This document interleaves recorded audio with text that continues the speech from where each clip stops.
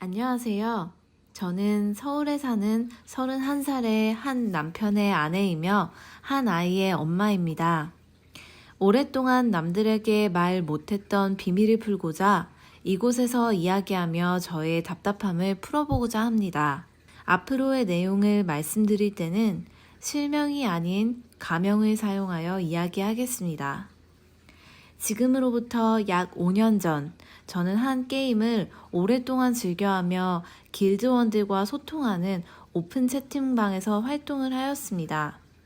저는 그곳에서 분위기 메이커 같은 역할을 하며 모두와 친근하게 대하며 즐기는 유저였습니다.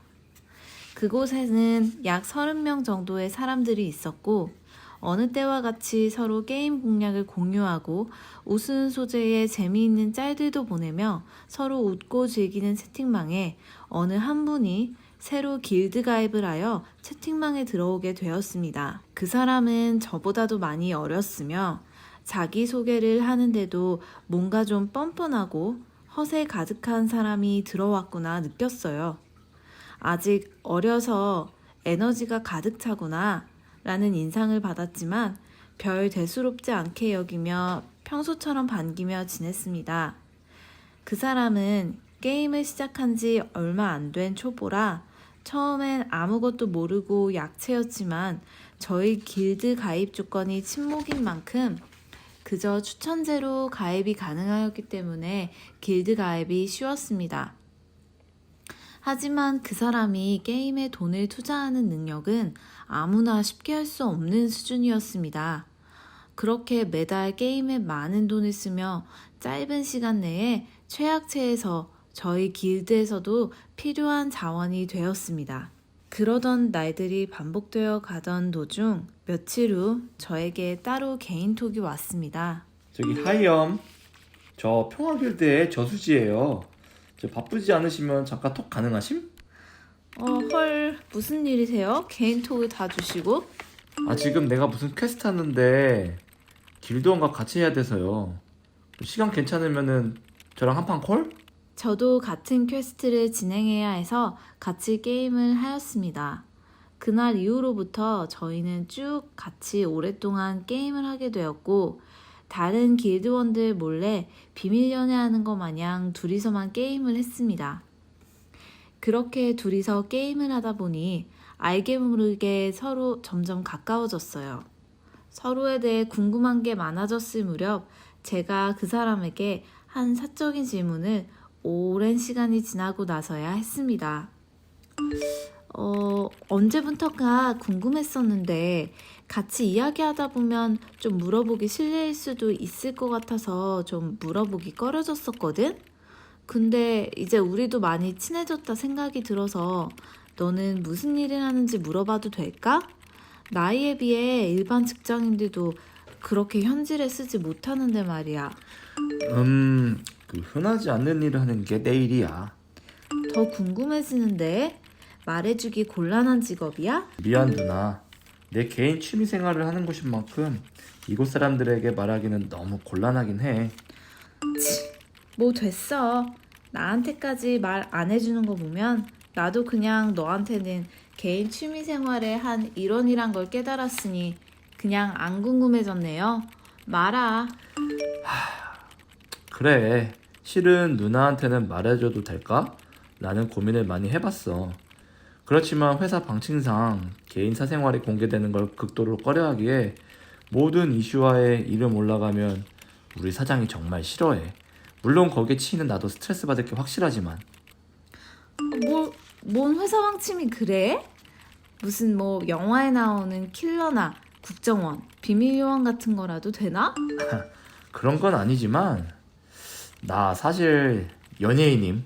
헐, 뭐라고? 연예인? 야, 너 예전부터 항상 느끼던 거지만 항상 허세 가득한 것 같아서 연예인병인가 했는데 진짜 연예인인지는 꿈에도 몰랐네. 크크. 아니, 무슨 연예인이 허구한 날 게임 상태창이 로그인 중이냐? 말이 안 되잖아. 연예인 드립은 좀 심했다. 게임은 나 항상 폰 3개 들고 다녀. 그중 한 개가 공기계로 이 게임 자동 사냥 돌려놓는 거라 내 스케줄 때도 내가 뭘 하든 내 캐릭터는 항상 무한으로 돌아. 아 몰라, 빈정상했어. 내가 누군지 얘기해줄라 했는데 말 안 해줄 거임. 내가 여기서 게임한다 하면 내 많은 팬들이 다 몰려와서 여기 게임 서버 터질걸? 아이고, 됐네요. 아무리 익명인 온라인에서 만났다지만 연예인이라고 하는 건 좀 유치하지 않아? 그 대화가 오고 간 직후 그 사람은 잠시 기다려보라며 저에게 어떤 손 제스처 하나와 본인이 입고 있는 옷이 무엇인지 알려주곤 한 인스타그램 링크를 저에게 보냈습니다. 이 링크 타고 들어와서 1분만 기다려봐. 그럼 내가 누구인지 알게 될 거야. 저는 저한테 쳤던 장난이 다 잘하지 못한 나이 어린 자존심 때문에 정도가 지나치게 되어 사칭까지 하게 되고 절 속이는 상황이 올까봐 링크 확인은 안 할 거고 여기서 멈추라고 진지하게 말했습니다. 일단 들어가봐. 나도 장난 아니니까. 들어갔어? 이렇게까지 하는데 평소와는 다르게 너무 진지한 것 같아서 일단 들어가기로 하고 들어갔습니다. 그런데 그 인스타의 주인은 모델처럼 키가 크고 잘생겼으며 수많은 팔로워를 갖고 있는 아이돌의 한 사람이었습니다. TV에서만 보던 그 사람이 맞는 게 확실했고 당황도 했지만 그래도 이 정도는 누구나 사칭할 수도 있다는 생각이 들어서 다시 평정심을 찾고 인스타에 들어왔다고 말했습니다. 여기서 정말 속이는 행위를 한다면 아무리 나이도 어리고 친해졌다 하지만 심한 거짓말을 한 행동은 절대 전처럼 우리 친분을 돌이킬 수 없을 것이라 안타까워하며 그가 하는 행동들을 지켜봤습니다. 들어가 있지? 그럼 잘 보고 지금 새로 고침해봐. 저는 하라는 대로 새로 고침을 하였고 그 순간 새로운 사진 한 장이 업데이트 되었습니다. 그 사진에는 저에게 인스타를 알려주기 전에 손 제스처와 무슨 옷을 입었는지 말해줬던 것과 일치하는 사진이 새로 업데이트 되었습니다. 저는 너무 놀라 사진이 업데이트된 시간을 확인했고 이게 우연인지 무슨 트릭이 있는 건지 계속 확인을 했지만 결국 그 유명한 아이돌의 한 멤버라는 걸 인정하지 않을 수 없었습니다. 그 이후로도 같이 게임을 하지만 항상 드는 생각이 내가 지금 연예인이랑 같이 놀고 있는 게 맞나? 하며 신기하기도 하면서도 그 전처럼 대하기에는 좀 부담스러운 면도 있었고 편하게 대하기도 왠지 모르게 불편함을 느꼈었습니다.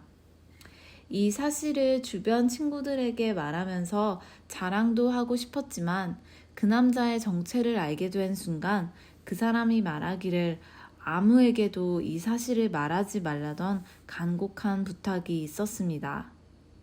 그 이후로도 게임 내에서뿐만 아니라 카톡으로도 서로 안부도 묻고 많은 이야기들을 나누며 서로가 서로를 잘 알게 되어 더 가까워지는 사이가 되었었죠. 그리고 또 알게 된 게 이 게임 길드에 자기를 추천해준 친구 역시 연예인이라고 하더군요.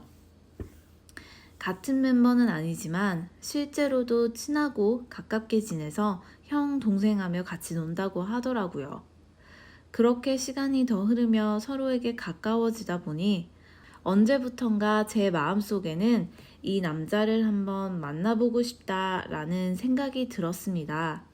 어린 동생이라 그런지 애교도 많고 항상 긍정적인 에너지를 가지고 있으며 같이 이야기하면 저도 덩달아 힘이 나기도 했어요. 즐거운 시간들을 보내다 보니 친구로 지내기에는 가슴에서는 더 가까워지고 싶은 욕심이 생기기도 하였습니다.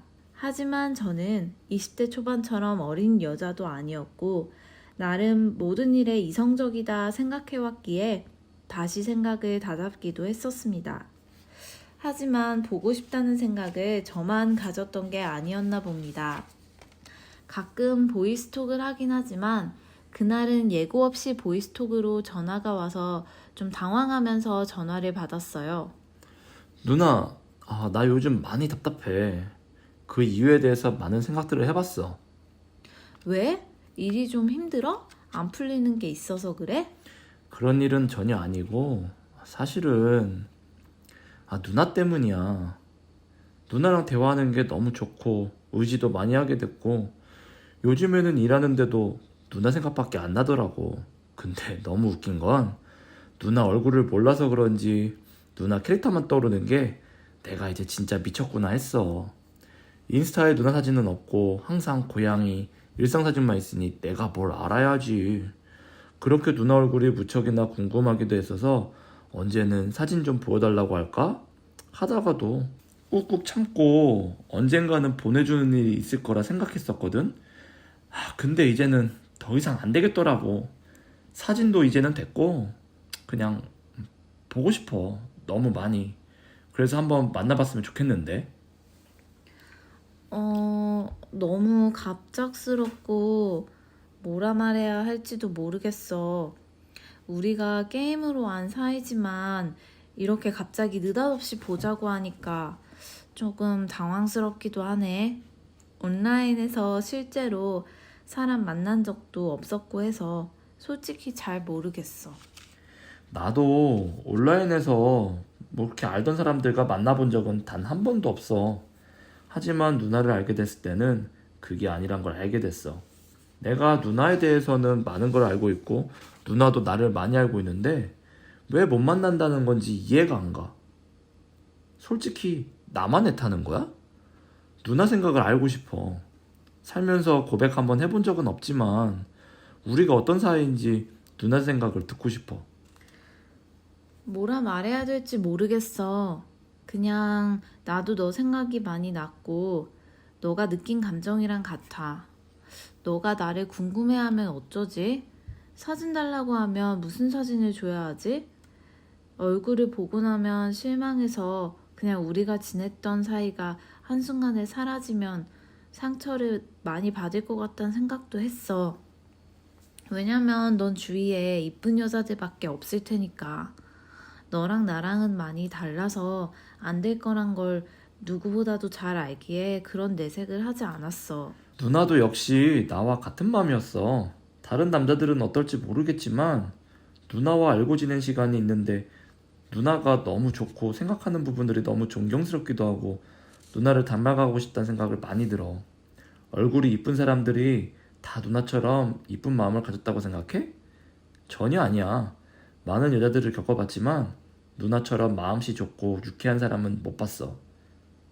그래서 누나를 보고 싶다고 말하는 거야. 그렇게 우리의 첫 연애가 시작되었습니다.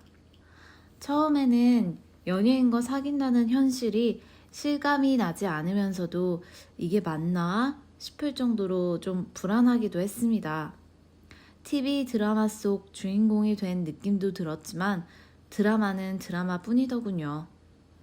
이제 곧 나이 30인데 현실 같지 않은 연애를 한다는 게 좀 두려움도 있었습니다.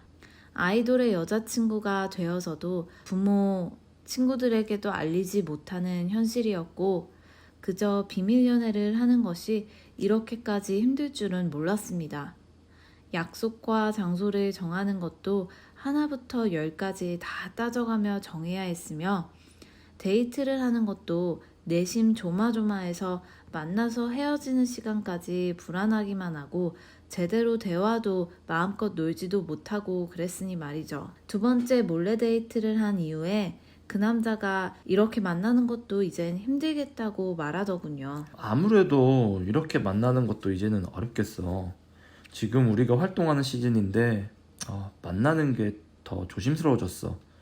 사장도 또 당부하고 민감한 시기라고 한 명이라도 터지면 우리는 끝이라고 핸드폰으로 위치 추적기까지 설치하자고 제안했을 정도야. 그래서 그런데 이제는 우리가 만나야 할 장소를 한 곳으로만 해야 할 것 같아. 그래, 나도 밖에서 너와 어딜 가든 주위의 시선이 너무 신경 쓰이고 불안해서 항상 조마조마했어. 차라리 마음 편하게 집이든 어디든 야외에서 만나는 것보단 훨씬 좋을 것 같아. 그래서 어디가 좋을지 생각해 봤어? 그래서 내가 생각해 본 곳이 있는데 그 아는 좋은 모텔이 있어. 그곳으로 정할까? 뭐? 아니, 아무래도 모텔에서 만나는 건 좀 그렇지 않아? 그곳에서 들어가는 사람들을 호기심 많게 쳐다본다고. 그건 진짜 아닌 것 같아. 그뿐 아니라 실은 그냥 장소도 그렇고 나는 너무 싫어. 아, 알겠어. 또 내심 생각해서 큰맘 먹고 정한 건데 이렇게 싫어할 줄은 몰랐어. 뭐 오해하지는 마. 정말 마땅한 곳이 없어서 그러니까. 그렇게 우리는 장소를 생각하고 생각하다 결국 같은 동네에 있는 DVD 방으로 정했습니다. 그렇게 정하고 우리의 만남은 적어도 일주일에 한 번씩은 만나게 되었습니다. 만나면 하루에 보통 3시간씩 그 남자와 같이 있었습니다. 그렇게 저희의 데이트는 차츰 DVD방에서 장소를 결국 모텔로 바꾸게 되었습니다.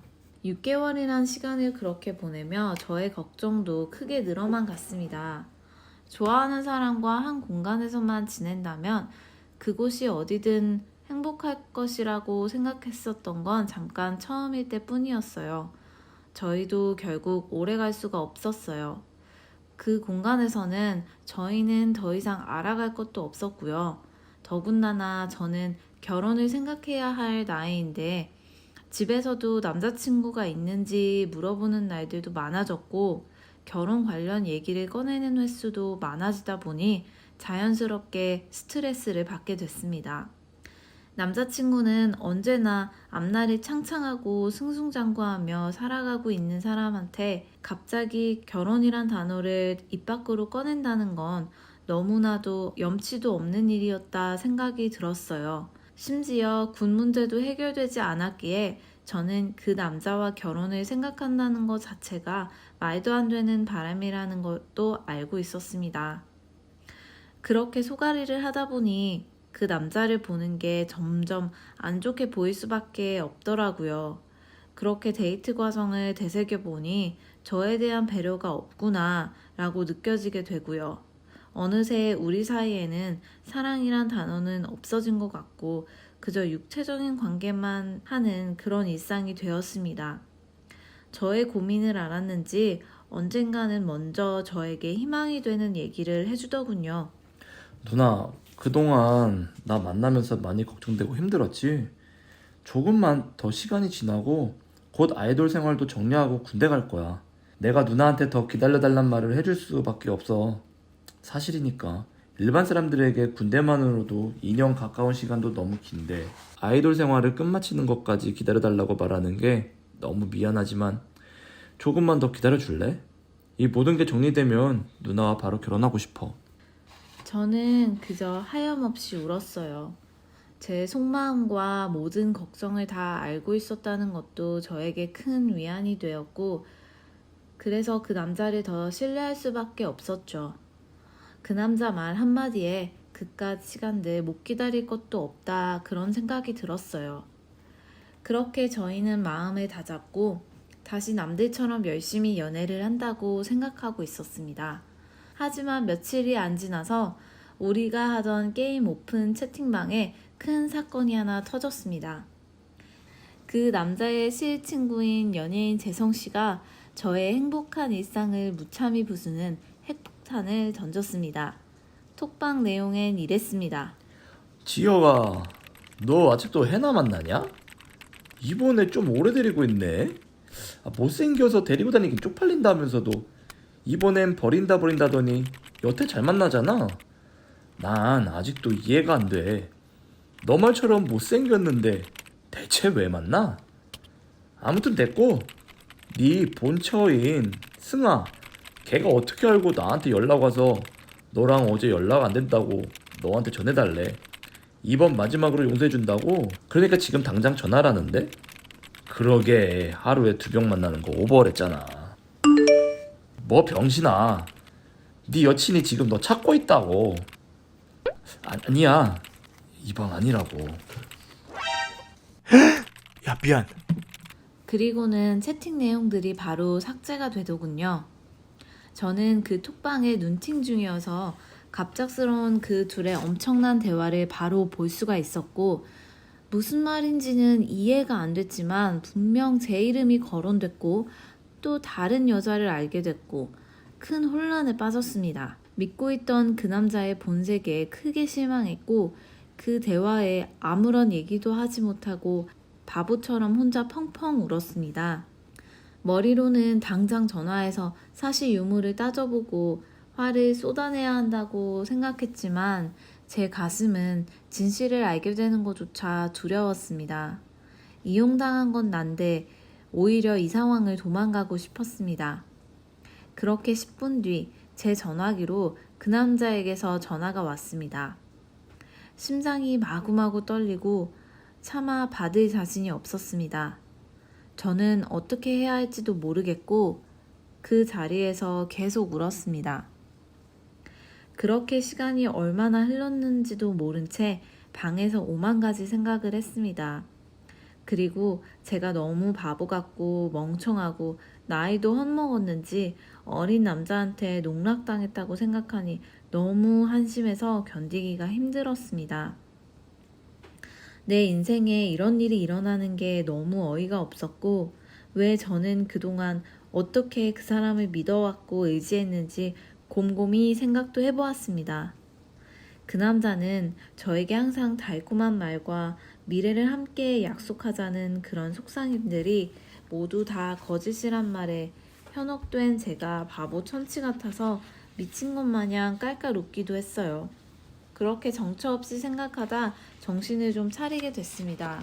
얼마 지나지 않아 목이 마르고 더는 흘릴 눈물도 마르고 없었을 때 무기력하게 있던 저는 이대로는 안 되겠다 싶어 모든 걸 다 엎고 그 남자의 행실을 다 까발릴까 생각도 했지만 상대는 잘 나가는 연예인이고 저는 보잘것없는 일반인이지만 제 발언을 뒷받쳐줄 증거 또한 없어서 이런 일이 알려져 봤자 저 역시 엄청난 피해를 입을 것이 뻔하고 제가 누군지 모든 사람들에게 제 신상도 밝혀질 게 뻔하고 대한민국 땅에서 결혼뿐만 아니라 도둑놈처럼 숨어 다녀야 한다는 걸 누구보다 잘 알았습니다.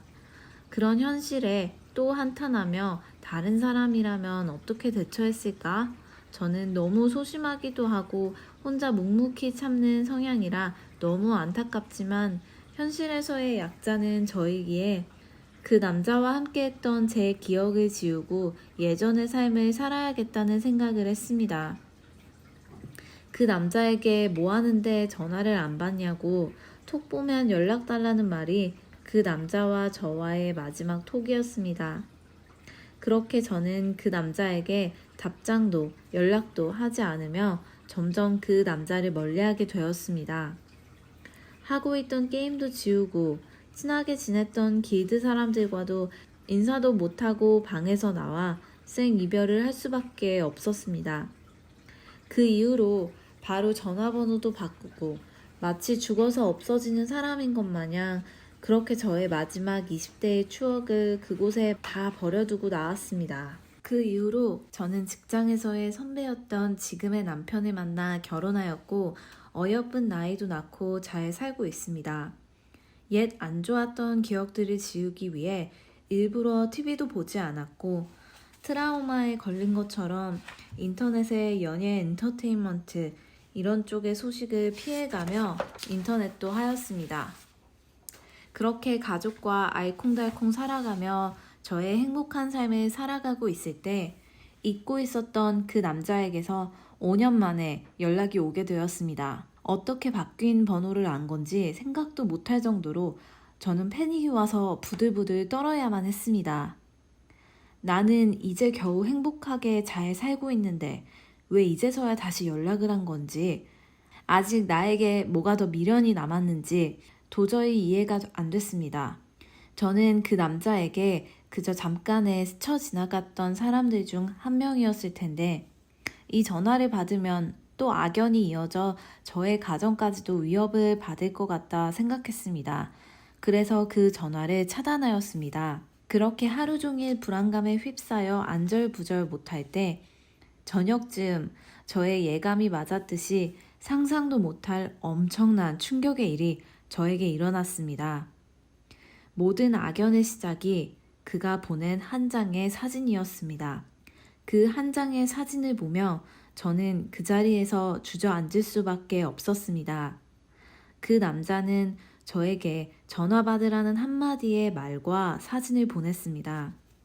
그가 보낸 사진을 보자 제가 도저히 그와의 악연을 떨칠래야 떨칠 수가 없다고 생각이 들어 좌절하였습니다. 그 사진은 바로 제가 침대에 누워서 자고 있는 사진이었습니다. 그 사진으로 저를 협박하여 도대체 나에게 원하는 게 무엇인지, 왜 가만히 잘 살고 있는 나를 찾아서 연락해 괴롭히는 건지 알 수가 없었지만 저희의 가정까지 공격을 한다고 생각이 드니 더는 두려워할 수가 없었습니다. 무슨 이유로 연락한 건지는 모르겠지만 피한다고 절대 피할 수가 없는 사람이라 꼭 단판을 지어야 한다 생각이 들었습니다. 그때 5년 전 그 남자와 해결하지 못한 일 때문에 지금 여기까지 왔다는 생각이 들어 후회되었습니다. 그리고 모르는 다른 번호로 또 전화가 오기 시작했습니다.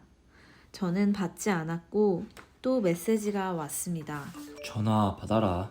그리고 또 진동이 울리는 핸드폰을 보며 저는 최대한 떨지 않고 침착함을 유지하며 대화에 응했습니다.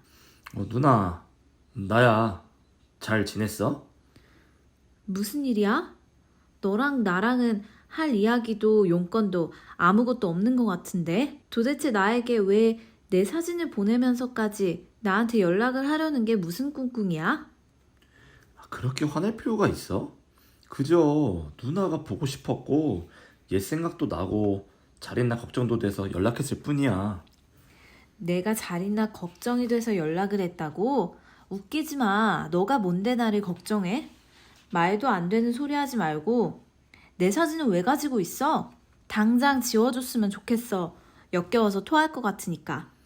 그동안 누나 말이 거칠어졌다. 우리 그래도 한 번도 싸워본 적도 없고 사이도 좋았잖아. 근데 오랜만에 연락했는데 왜 그러는 거야 나한테? 몰라서 물어? 너 때문에 내가 얼마나 고통받았는지 몰라? 너가 그렇게 더럽고 쓰레기였는 줄 알았다면 너와 절대 엮이는 일도 없었을 거야. 얼마나 많은 거짓말로 나를 속이고 얼마나 더 날 욕보이게 하려 했는지 몰랐는데 지금 생각하면 그나마 다행이었어. 언제부턴가 너의 그 친구한테 정말 고맙다고 생각이 들더라. 그 친구 아니었으면 나는 아무것도 모른 채 너에게 놀아나서 내 인생이 정말 끝날 뻔했었으니까. 역시 그때 그 톡을 봤구나. 그 멍청한 새끼가 술만 먹으면 자기 집이 어딘지도 못 찾는데 세상에 카톡방도 제대로 못 찾더라고. 나도 많이 당황했었어. 근데 너무했다. 내가 진짜 그랬을 거라 믿어? 그거 그냥 장난 같은 농담이었어. 우리 자주 그러고 놀거든. 근데 누나도 너무했단 말이지.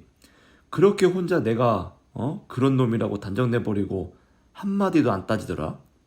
이렇게 나에게 화낼 정도로 화났었다면 당연히 나한테 연락을 해서 자초지종 화내고 사실 유무가 무엇인지 물어봤어야지. 그냥 그 카톡 한 문장만 읽고 그렇게 잠수를 타냐? 우리 사이가 그거밖에 안 됐던 거야?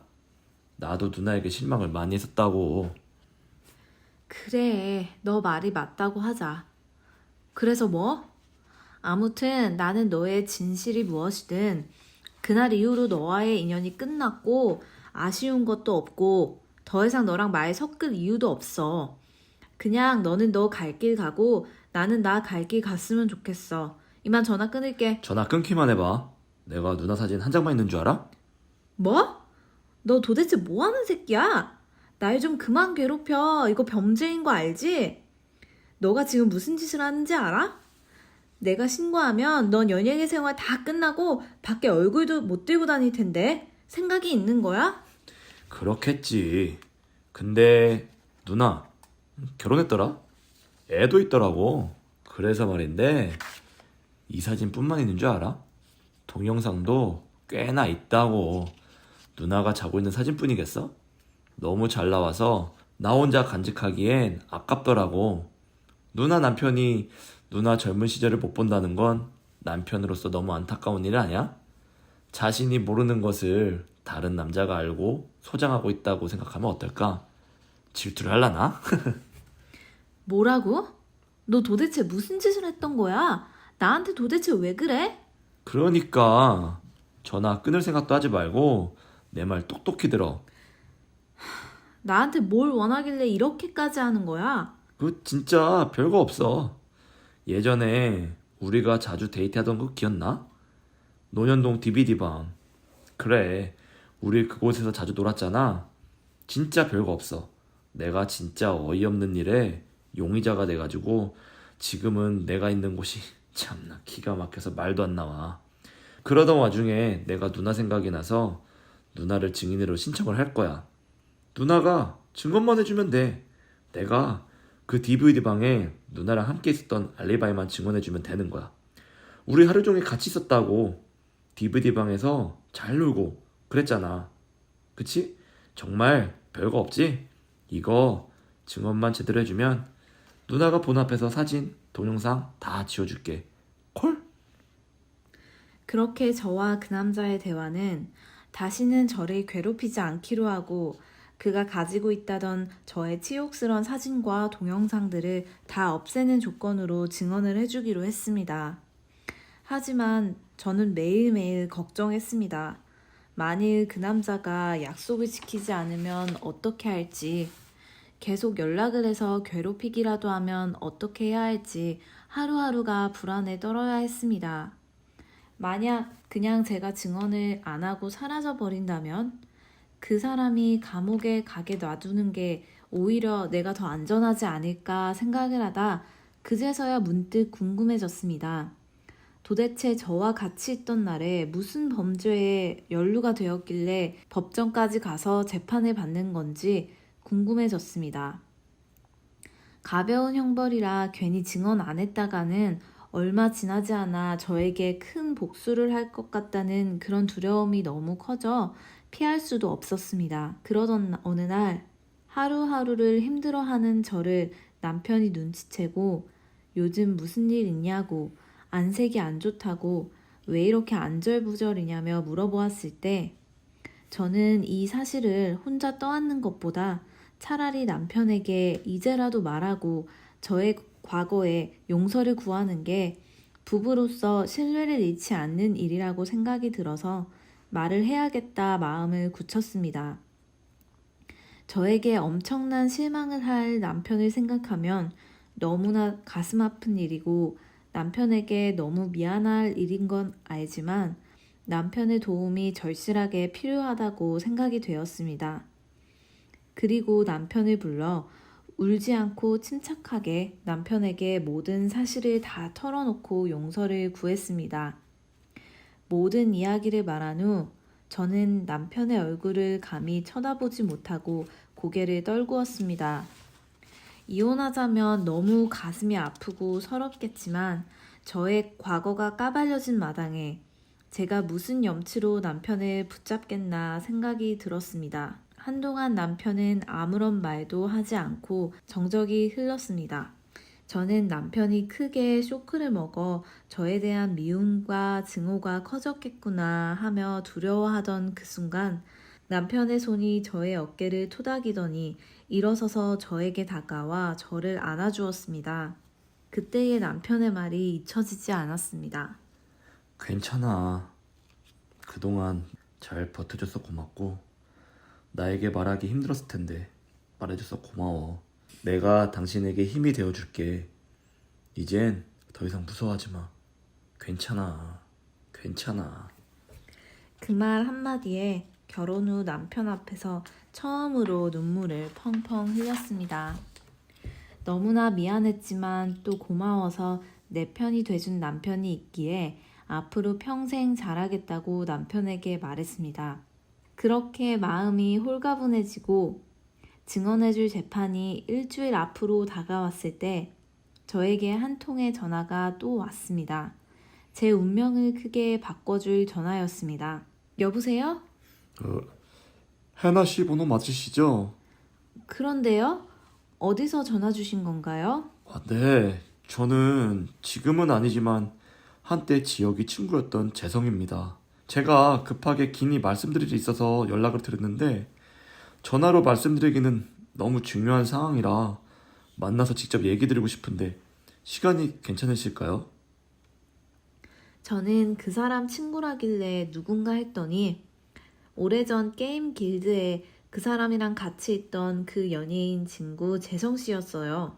그 당시 저에게 큰 굴욕감을 줬던 사람이 제 번호를 어떻게 알고 전화를 했는지, 가뜩이나 그 사람이랑 다시 엮여서 힘든 시기인데 그 사람과 그 사람 친구가 저에게 또 무슨 수작을 거는 거라 생각이 들어 순간 온몸에 소름이 돋았어요.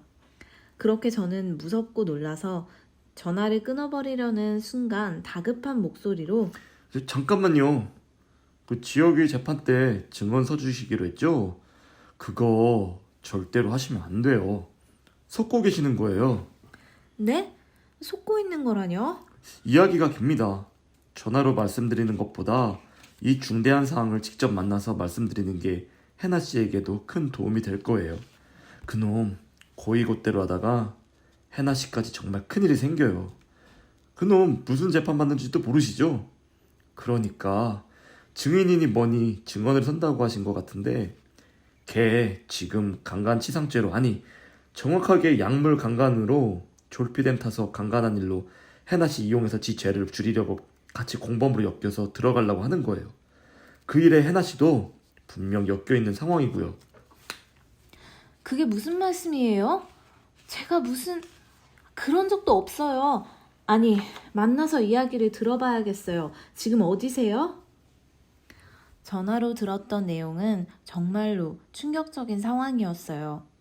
제가 그저 단순한 증언만 하는 줄 알았는데 실제로는 저에게 큰 화살이 되어 돌아올 수도 있다는 걸 직감하게 되자 급하게 그 친구를 만나기로 했어요. 그렇지만 이젠 혼자 움직이기에는 또 무슨 일이 일어날까봐 두렵고 걱정도 되는 게 사실이라 이 사실을 남편에게 그대로 전했고, 남편은 그 사람 말이 사실이든 아니든 나도 같이 가야겠다며 저 혼자는 불안해서 보낼 수 없고 도대체 무슨 일이 일어나고 있는 건지 자기가 꼭 알아야겠다며 회사에 연차까지 쓰며 그 사람 친구를 만나러 한 카페에 갔습니다. 그 사람이 먼저 와 있어서 테이블에 자리를 잡고 있었고 저를 보며 손을 들고 인사를 하려는 순간 제 옆에 있는 남편을 보고 흠칫 하더라고요. 저는 제 남편을 소개해줬고 남편이 심상치 않은 일인 것 같아서 같이 왔다고 하니 그 사람이 흔쾌히 이해를 하며 잘 됐다고 하더라고요. 그 사람이 말해주는 내용은 한창 저와 그 남자와 만난 지 얼마 안 된 연애 초반 당시에 그 DVD방에서 만남을 이루어갈 때라고 하더라고요. 그 사람도 말을 하며 슬쩍 제 남편의 눈치를 보았습니다.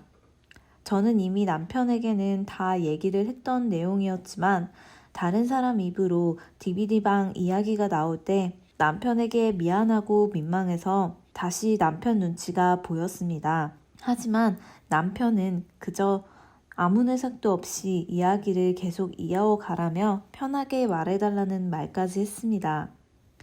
그러자 그 사람도 남편의 말을 이해했고 그때부터 좀 더 빠르고 자세하게 상황을 설명해 나갔습니다. 당시 그 남자는 저와 만나기로 한 장소에 저와의 약속 시간 전에 이미 그 DVD방에 다른 여자를 데려오고 만나는 중이라 했었습니다. 그 여자는 자신의 소속사 아이돌 지망생인 어린 여자라고 그러더군요. 그런데 문제는 그 여자를 데려오는 과정이 정상적이지 않았고 술에 취한 듯 비틀거린 채로 그 남자 손에 이끌려 왔다고 합니다. 그 사람이 말하기를 연인은 아니었고 지금처럼 한 카페로 그 남자가 지망생을 불러서 데뷔를 할 수 있게끔 자기가 서포트를 잘 해줄 거라며 스폰제의를 함과 동시에 은근 스킨십을 했다고 합니다. 그런데 그 지망생은 당차게 그런 지저분한 제의는 사양한다고 자리를 뜨려고 했고 그 남자는 모든 게 다 장난이라며 떠나려는 그 지망생을 다시 붙잡고는 이런 상황이 반드시 올 거라고, 그런 상황일 때 너가 어떻게 대처하나 테스트해 본 거라며 그렇게 당차게 거절할지 몰랐다며 너무 잘했다고 칭찬했다고 합니다. 그리고는 그 이후에 팁을 알려준다 하고 대화를 이루어 가다 그렇게 시간이 지나갈 무렵 그 아이돌 지망생은 혼절했다고 합니다. 그리고 옆에 있는 DVD방으로 자연스럽게 데려가서 여자로서 치욕스러운 일들을 그날 하루아침에 당했다고 합니다. 그리고 그날이 제가 DVD방에 먼저 와서 기다리고 있던 같은 시간이라고 합니다. 기억이 나더라고요. 언젠가 약속 시간 정시에 잘 맞춰왔는데 그날따라 30분이 지나도록 안 오고 더 뒤에서야 온 날이 있었어요. 그때 그 사람 하는 말이 DVD를 고르는데 그 사장님이 몇 개 추천해주며 설명 듣느라고 그리고 추천받은 DVD를 빌려가려는데 그 영화 하나가 리턴이 안 돼서 빌려간 DVD 호실을 정리하는 사장님 기다리다가 늦은 거라고 미안하다고 말했었었는데 사실 그게 거짓이었으며 그런 용서할 수 없는 일을 저지르고 태연하게 저에게 왔다는 사실이 크게 소름이 돋았습니다. 그날 그런 일이 있었을 거라곤. 그리곤 그 연예인 지망생은 정신을 잃은 채 10시간을 더 그 방에 혼자 방치되었고 목숨이 위험할 수도 있던 상황에서 아무도 그 여자를 발견하지 못했다고 하더라고요. 그 이후 그 여자는 자신이 당한 일에 두려워하며 우울증을 겪었고 그렇게 하던 일을 모두 정리하고 잠적을 했다고 합니다. 그 사람의 친구인 재성 씨에게 이 사실을 듣지 못하였다면 저는 예정대로 그 재판에 가서 같이 있었다고 증언을 해줬다가 정말 큰 화를 입었을 거라고 생각이 들어 눈앞이 깜깜해졌습니다. 남편은 묵묵히 다 듣고 입을 열었습니다. 지금 하신 말씀들이 사실이라면 정말 저에게 천운이 온 거고 고마운 일이지만 반면 재성씨 말만 듣고 믿기에는 아무래도 사실 확인이 어느 정도 되어야 할 것이라 생각이 되네요. 실례지만 그런 일들을 어떻게 하셨고 그 일이 사실이라는 것을 저희가 믿을 수 있는 그런 증거가 있나요? 그럼요. 이 모든 일은 제가 그녀를 설득하고 이 일을 공론화하려는 와중에 그녀가 절대 원치 않아서 쉬쉬하고 있다가 그녀가 마음을 추스린 이후 4년이 지난 지금 뒤늦게 고소를 하게 되었습니다. 그 이후에 그렇게 고소가 된 거군요. 그런데 재성 씨는 그 사람의 친구라 들었는데 친구라서 알고 있었던 건가요? 두 사람 사이가 틀어져서 복수하고 그러는 일에 제 와이프까지 이 일에 끼어들 정도가 된 건가요? 그랬죠. 친구였지만 하지만 그 피해자는 사실 제 친척 동생이에요. 저 때문에 연예계를 꿈꾸고 제 도움으로 소속사에 들어가서 연습생까지 하게 된 거였거든요. 그런 제 동생을 그 새끼는 그런 파렴치한 짓을 한 겁니다. 어느 날부터인가 그 활발하고 웃음 많던 제 동생은 연습실에 나오지도 않았고 연락도 닿지 않았고요. 그러던 어느 날 저의 숙모님에게 전화가 걸려와 무슨 일이 있었느냐고 은지가 요즘 갑자기 모든 걸 포기한 것 마냥 하루하루 밥도 안 먹고 방에서 나오지도 않고 울고 자고 이런 생활만 한다고 하더군요. 저는 당장 집으로 찾아가 동생을 만나보려 했는데 저를 보자마자 저에게 소리치며 화를 내고 무슨 일이 있었는지도 모른 채 저는 문전박대 받고 그 집에서 나오게 되었습니다. 그렇게 어느 정도 시간이 지난 이후에 전 평소처럼 그 새끼랑 같이 게임을 하다가 문득 이런 말을 하더군요. 자기가 얼마 전에 점 찍어둔 아이돌 연습생 한 명을 꼬셔서 몸보신했다는 거 마냥 그런 걸 자랑하듯 이야기를 꺼내더군요. 평소에도 원래 이런 새끼 있는 건 알았지만 그날만큼 곱게 들릴 리가 없었고 제 동생이 바로 떠오르더라고요. 저는 태어나듯 어떻게 꼬셨는지 나도 아는 애냐고 물으니까 그놈 하는 말이 그냥 슬쩍 술 먹이고 DVD방 같이 가서 즐겼다고 말하더라고요. 저는 아마 그 여자를 모를 거라고 말해서 한번 저는 떠보려고 나도 소개 좀 시켜달라고 말하니 그러고 싶어도 그럴 수 없다고 갑자기 그 일 이후부터는 연습실에도 안 나오고 그만둔 것 같다고 말하더군요. 저는 그 말을 듣자마자 혹시 A동 연습실에 은지라고 물어봤더니 그 새끼가 놀라더니 걔 맞다고 어떻게 알았냐고 하기에 저는 순간 화가 나서 욕을 퍼부었어요. 네가 감히 내 동생을 건드렸냐고 소리치고 했지만 너 동생 있었냐고 난 몰랐다고 하더니 접속을 끊었기에 보이스톡 상이라 뭐 더는 얘기를 못하겠고 그렇게 그 새끼가 제 연락을 피하더라고요. 그날 만나서 그 얘기를 들었더라면 제가 진짜 죽여버렸을 텐데 그 사실을 알게 된 이후 제 동생을 다시 찾아가고 제가 울면서 빌었습니다. 미안하다고. 내가 꼭 그놈 가만두지 않겠다고. 그렇게 서로 같이 서럽게 울었었죠. 그리고 다시 다짐을 하며 동생에게 무슨 일이 있었는지 모든 사실을 듣게 됐어요. 그 남자의 대화 끝에 다음에는 자신의 동생과 같이 만나서 이야기해보라며 소개를 시켜줬었어요. 남편 또한 이 일이 사실인지 확인 절차를 밟아야 한다며 그 피해자인 동생과의 만남도 정하였습니다. 그렇게 저희는 날짜를 잡고 그 남자와 함께 그 피해자인 동생과도 함께 만났습니다. 그 동생은 어느 대학병원에서 받은 날짜가 찍힌 진단서를 가져왔으며 설명을 했습니다. 자신이 그날 이후로 기억도 잘 안 나고 카페에서부터 술 마신 것 마냥 어지러움을 느끼고 또 정신을 차려보니 DVD 방이었다고 해요. 이미 하루가 한참 지난 오후 1시였고 모든 기억은 없어졌고 또 몸은 나체에 머리가 너무 아픈 게 분명 무슨 일을 당했지만 어떻게 당한 건지도 몰라서 병원을 찾아가 검사를 했다고 했어요. 그런데 피에서 마약 성분으로 구분되는 졸피뎀이 검출됐다는 결과가 나와서 은지 씨는 큰 충격에 빠졌고 이 일을 그냥 묻혀야 할지 고민도 많이 했다고 합니다. 그리고 그 후 고소가 진행이 되었고 그 사람은 많은 변호사를 대동하며 조용하게 소문 없이 처리하려고 소속사에서도 힘을 많이 쓴다고 하였습니다.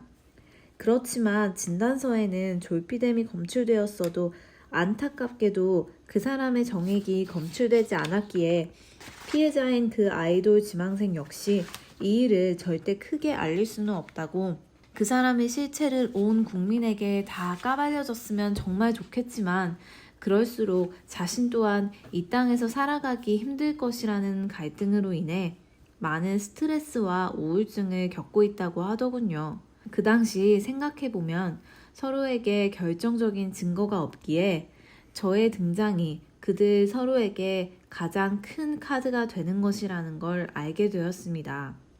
제가 아이돌 지망생 쪽에 서서 증언을 한다면 자세한 시간과 평소 시간보다 늦은 시간에 DVD방에 들어왔다는 알리바이와 그 남자와 만난 시간이 하루 종일이 아닌 그저 평소처럼 3시간이었다라는 것을 밝히게 되면 그 남자의 주장이 사실이 아닌 거짓이라는 게 밝혀지게 될 것이고 만일 제가 그 남자의 협박에 의해 그 남자 증언에 서서 그냥 그날 평소처럼 DVD방에서 데이트를 즐겼고 단둘이 같이 있었다 라고 말한다면 그 남자의 주장에 더 힘이 실려 재판이 더 길어지거나 피해자인 아이돌 지망생에게 오히려 거짓말로 인한 명예훼손, 무고죄로 판결이 날 수 있기에 그 둘에게 저라는 존재는 크게 중요했던 것 같습니다. 하지만 저는 모든 일을 알게 된 이상 그 남자에게 더 이상 휘둘릴 수 없다고 다짐을 하였습니다. 비록 제가 사진으로 협박을 받고 증언하지 않을 시에는 저에 대한 모든 동영상과 사진을 유포한다고 했던 협박이 무섭고 두려웠지만 남편이 그럴 일이 있을 시에 모든 걸 동원해서라도 막아주겠다고 그러니 겁먹지 말고 모든 사실을 말하면 된다고 이야기해 주었기에 저도 용기를 내었습니다. 아직 그 남자는 제가 이미 이 모든 사실을 알고 있다는 것과 피해자와의 만남도 또 증거 확인도 한 것을 전혀 모를 것입니다. 그렇기에 저도 티내지 않고 증언대에 서서 제가 알고 있는 그날의 시간들을 사실대로만 말하기만 하면 그 피해자 쪽 변호사가 잘 알아서 진단서가 말해주는 졸피뎀이 노출된 시간, 그 남자의 친구가 들은 증언을 토대로 재판을 이끌어 나갈 것이라고 합니다. 싸움이 길어지긴 하겠지만 제가 그 사람 말에 하루 종일 같이 있었다라는 거짓 증언만 안 해주면 그것만으로 다행이고 자신을 살려주는 일이라며 정말 너무도 고맙다는 말에 저도 같은 여자로서 울컥해서 다시는 누구도 연예인이라는 지위 아래 이런 일을 겪지 않았으면 좋겠다는 생각이 들어 은지 씨를 응원하였습니다. 그리고 그날이 왔습니다. 저는 처음으로 와본 법원에 와서 증인 출석을 하고 많은 사람들 앞에 부끄럽고 두려웠지만 사실대로 말하고 위증하지 않는다는 증인 서약을 하고서 증언대에 서서 제가 알고 있는 모든 말들을 증언했습니다. 그리고 덧붙여 그가 말한 하루 종일의 시간이 아닌 평소 3시간 만남이었고 그날은 그 남자가 대략 30분 정도를 늦게 왔는데 온몸에 땀이 흠뻑 젖어서 왔다고 2시간 정도밖에 같이 안 있었고 평소에는 만날 때마다 그렇게 혈기왕성했었지만 그날은 유난히 조용히 영화만 봤다고 했습니다. 보는 내내 시계만 힐끗 봤으며 뭔가 초조해하는 것 같아 보였고 영화를 다 봐서도 영화 이야기를 하는데 무슨 내용인지도 전혀 몰라서 이 사람이 영화에 집중도 하나도 못한 것 같다고 말했습니다. 그리고 마지막으로 저에게 오랜만에 연락을 해와서 제가 자고 있는 사진 한 장을 보내며 위에 증언한 2시간 같이 있던 게 아닌 하루 종일 같이 있다고 증언만 해주면 이 사진들을 제가 보는 앞에서 지워주겠다고 협박을 했다고 증언을 했습니다. 그 순간 많은 사람들이 웅성거렸고 그 사람은 무서운 눈으로 저를 노려봤지만 저는 애써 무시하며 퇴장하였습니다. 곧바로 남편이 바로 저를 부축해 주었고 남편 또한 그 사람을 말없이 매섭게 노려보았습니다. 그 이후 재판이 은지 씨에게 굉장히 유리하게 돌아갔고 저에 대한 영상과 사진도 조사에 들어갔고 정말 다행히도 그저 제가 자고 있던 사진 한 장이 다였습니다. 그 외에는 제가 찍힌 평소 일상 사진들밖에 없다고 밝혀졌습니다. 만약 뻥카 한 장에 제가 크게 흔들리고 두려워서 그 협박에 못 이겨 거짓 증언을 했다면 정말 억울한 피해자에게 큰 상처와 누명을 주고 가해자와 공범이 되고 피해자분에게 큰 죄인이 될 뻔했다는 걸 생각하면 너무도 아찔했지만 옆에서 저를 잘 잡아준 남편이 있어서 너무 다행스럽고 고맙고 하네요. 그 이후에 그 사람 친구 재성 씨와 은지 씨에게 연락이 와서 다시 한번 너무 고맙다며 살해하고 싶다고도 했지만 마음만 받겠다고 사실 재성 씨가 연락을 주지 않았다면 저도 똑같은 죄인이 됐을 거라고 연락을 주고 사실을 알려 힘써줘서 오히려 제가 너무 감사하다고 전했네요. 재성 씨는 예전 철없던 시절의 자신의 행동들과 언행에 대해서 저에게 너무나도 미안해했고 그런 놈이랑 친구였다는 자신이 너무 한심하고 똑같은 놈이었다며 반성한다며 이제는 부끄러움 없이 살겠다고 저에게 사과를 했습니다. 그때의 일이 저에겐 너무나 큰 아픔이고 부끄러움과 좌절이었지만 그래도 나중에라도 이렇게 말해주고 변화된 모습을 보니 이제 저도 그 사람을 응원하게 되었네요.